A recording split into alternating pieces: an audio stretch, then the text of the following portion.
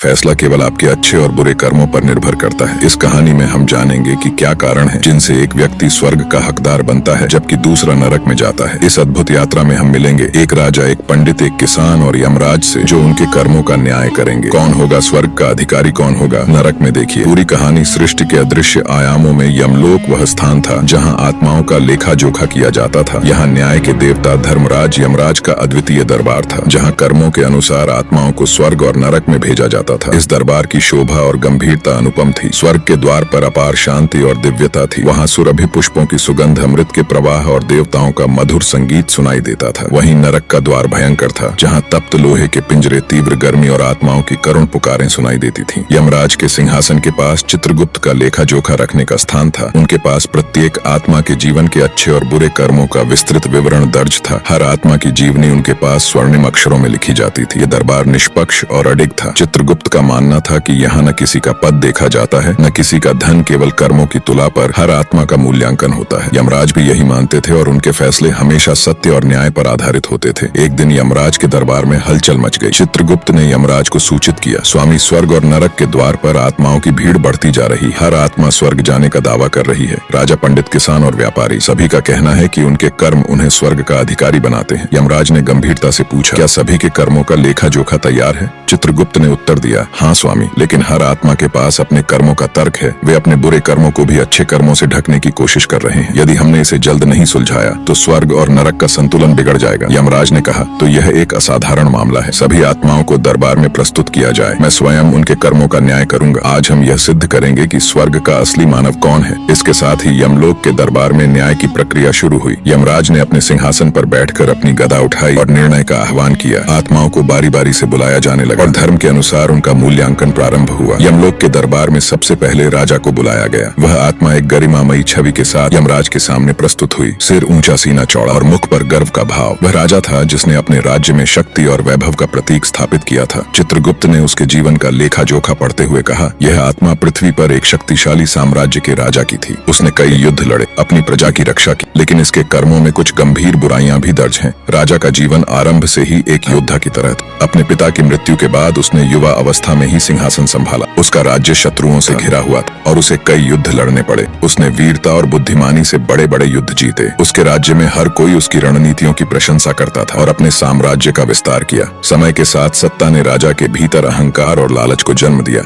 किसान और व्यापारियों से धन वसूली की गई, जिससे गरीब वर्ग और अधिक गरीबी में धकेल दिया गया। अपनी शक्ति बनाए रखने के लिए उसने बार बार युद्ध छेड़े, जिनमें कई निर्दोष सैनिक और प्रजा के लोग मारे गए। कई बार उसने अपने दरबार में गरीबों और असहायों की शिकायतों को नजरअंदाज कर दिया और प्रजा का विश्वास राजा से उठने लगा। राजा ने यमराज के सामने अपनी बात रखी, हे धर्मराज, मैंने अपने जीवन में बड़े युद्ध लड़े और प्रजा की रक्षा की। क्या यह मेरे अच्छे कर्म नहीं है? क्या इतना बड़ा साम्राज्य खड़ा करना मुझे स्वर्ग का हकदार नहीं बनाता? यमराज ने गंभीर स्वर में पूछा, तो क्या तुम्हें अपने बुरे कर्मों की जानकारी है? कर वसूली, गरीबों का शोषण और निर्दोषों की मृत्यु, क्या यह तुम्हारे अच्छे कर्मों को ढक सकते हैं? राजा ने सिर झुका लिया और बोला, मुझे एहसास है कि मैंने कई गलतियां की, लेकिन मैंने वह सब अपने राज्य और प्रजा के हित के लिए किया। चित्रगुप्त ने कहा, राजा ने अपने जीवन में 60% अच्छे कर्म किए, लेकिन 40% बुरे कर्मों ने उसका संतुलन बिगाड़ दिया। स्वर्ग में स्थान पाने के लिए कर्मों का निस्वार्थ होना आवश्यक है। यमराज ने कहा, तुम्हारे अच्छे कर्म महान है, लेकिन तुम्हारे बुरे कर्म उन्हें कमजोर बना देते। राजा के साथ आगे क्या होने वाला है, अगर आप जानना चाहते हैं तो चैनल को सब्सक्राइब करें और वीडियो को लाइक कर दें। मिलते हैं अगले पार्ट में।